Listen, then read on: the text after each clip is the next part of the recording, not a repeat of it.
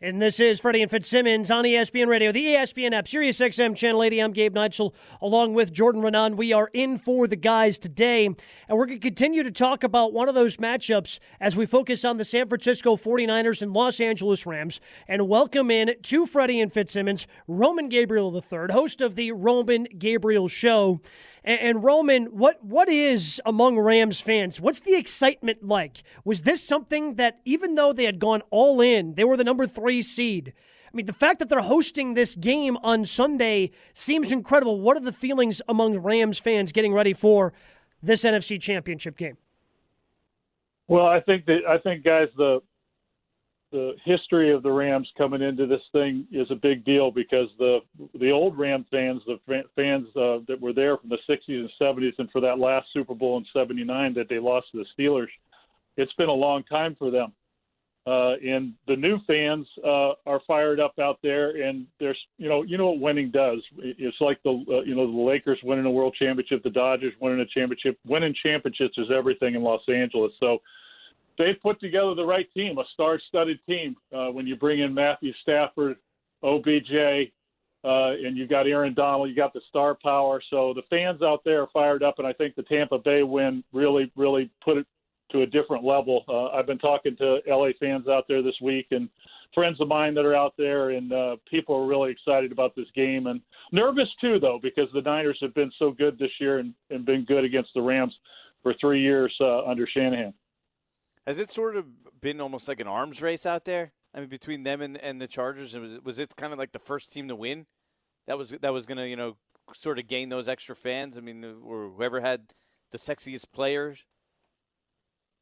Well, I think the Rams have made all the right moves, guys. Obviously they took a risk with Matthew Stafford, and not bringing him there, but what they gave up for him when you're talking about 3 number ones. So the expectations were high. So, some people say that Stafford won't make the trade right until he takes them to the Super Bowl, which Goff did, back when they lost to the Patriots. But I think he's proven himself, guys, that he's brought exactly what this coaching staff and what these players needed, which is a big play guy with a big arm that can make big plays. And what he's done in the fourth quarter this year has been amazing. Yes, he had some turnover problems late in the season, but he's been clean the last 2 games, and I think that's the key to the Rams winning Sunday is him staying clean and keeping away from the big mistakes. Talking with Roman Gabriel III, he is the host of the Roman Gabriel Show. This is Freddie and Fitzsimmons on ESPN Radio and Sirius XM Channel 80. I'm Gabe Neitzel. He's Jordan Renan. We're in for the guys tonight. What's really interesting to me here, Roman, is these teams matched up in the final week of the regular season, and there were plenty of 49er fans that were at that stadium in Los Angeles, making it very difficult for the Rams. That's not going to be a repeat in terms of the number of 49er fans that make it inside that stadium and have tickets, right? Like, this is going to be very much a more pro-Rams crowd on Sunday. I would hope so, guys. They're trying to keep out-of-towners from purchasing tickets to the game. I have heard some things about some very affluent, rich Niners fans offering to pay for tickets. Some stuff going on behind the scenes, the Niner fans. You guys got to remember, there aren't a lot of long-term rivalries that have hung around. But the Niners and Rams have hated each other a long time. They don't like each other. They didn't when my dad played there. And that Niners, I think this is what's tougher on the Rams fans is they just can't see the Niners winning 7 times in a row, the 3rd time this year, and then coming back to SoFi for the Super Bowl. So there's just as much nervousness about who they're playing as there is about getting to the Super Bowl. So I think mentally the Rams have to overcome an obstacle. It's tough to beat a team 3 times in a season, but the Niners come in with a mentality that they're more physical, that they've been able to make more plays when the game's been on the line.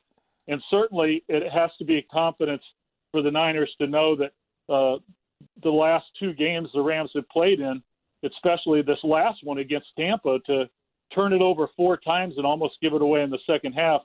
But I think the Rams are going to be ready. I think their defense is playing a lot better.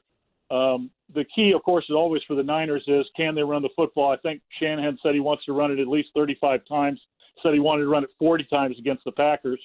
Garoppolo gets it done when it counts in big moments, but you always have to be scared of that one poor throw that he makes, which has happened in the last 4 games. So this is nervous time. I think it's going to be a close game, and I think it's going to be a field goal game. And the two teams know each other so well. This all comes down to turnovers and who can make the play when it counts at the end of the game. And both teams have been able to do that here lately. The ironic part is the Rams could have taken care of the 49ers last time around, right? They could have ended their season up 17-0. Exactly. Couldn't hold the lead. But then you saw it again. You saw how much do you look at it as a possible theme with this team? Are they taking their foot off the gas pedal? Is there something to it? Because, they almost, like you said, they almost blew that Tampa game too. They let that one against San Francisco slip away. Do they need to approach it differently this week if they jump out to an early lead? I think the thing that I've said throughout the season this year is the addition of Cam Akers back in the lineup is a big deal for the Rams because they like to throw the ball, but they're better when they run the football at least 20 times because their play action game is based upon being able to run the ball, and all the different schemes of the Rams offense are based upon run first and play action off of that. So that's the reason why I think they've been more effective offensively because they've had a little more balance. And I think you do not want either one of these quarterbacks to have to be throwing the ball 30 times in a game. Both of these teams would like to run the ball and try to keep it closer to a 60-40, 50-50 mix. But they know each other so well, guys. I just think the 49ers have confidence that they can come into SoFi and win because they've done it a lot. So of all the games in the playoffs, I think the Rams have less of a home field advantage because it has taken time. Remember, the Rams weren't there for a long time, and a lot of fans there picked their teams. But winning solves getting your fans behind you. So this is a huge game not only for this year because of what they leveraged to get here, but also for the future of the Rams going forward because this is a golden opportunity. Until Tampa last year, nobody had ever played on their home field. So this is an incredible opportunity for the Rams. And be honest with you, I just can't see the Rams giving this one away. The Niners are going to have to do more than what they've done in the first 2 games. Garoppolo's going to have to play better in this game for the Niners to win. Roman, you've got an event with the Sold Out Youth Foundation coming up during the Super Bowl week. What can you tell us about that event? Oh, I appreciate that. On Thursday, February 10th at UC Irvine, we'll be throwing a party called Legends and Leaders, a party with a purpose. It'll be a celebration of Rams history in Southern California, Rams football, and the proceeds will be going to my Sold Out Youth Foundation, which helps kids stay off drugs and alcohol. And we're going to have some great Rams there, guys like Fred Dreyer, Vince Ferragamo, Leroy Irvin, Mike Lansford, Jermichael Finley will be there, Lee Steinberg, and Ray Crockett, and others, about 20 to 25 celebrities. And we're going to have a panel that night at the event where the guys will be speaking that Deb Carson, formerly Fox Sports, will be hosting. And if people want to get tickets, there's still limited tickets left and sponsorships. They just go to soldouttv.com. That's soldouttv.com/events. They can get their tickets and get in on sponsorships for the event. And my show, I'll be doing the Roman Gabriel show on DBNA television.tv live from Corona Del Mar Tuesday through Friday. I'll also have part of my team at the convention center in LA. So it's going to be a big week. I'll be in a couple of schools in Orange County as well, working with high school students.